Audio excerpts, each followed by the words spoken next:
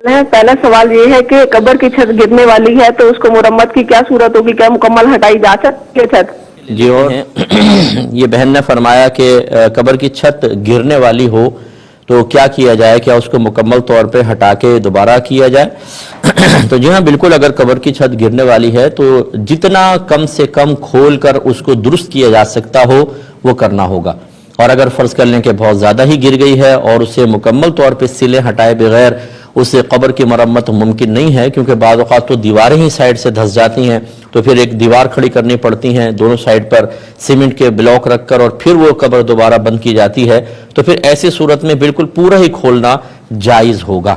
बल्कि बाद औक़ात तो ऐसा भी होता है जैसे सैलाब का पानी आ गया तो लाशों को भी दूसरी जगह मुंतकिल किया जा सकता है, तो कब्र कुशाई में इन सूरतों में कोई हरज नहीं है। ऐसी ही ज़रूरी इस्लामिक बातों के लिए चैनल को सब्सक्राइब करें।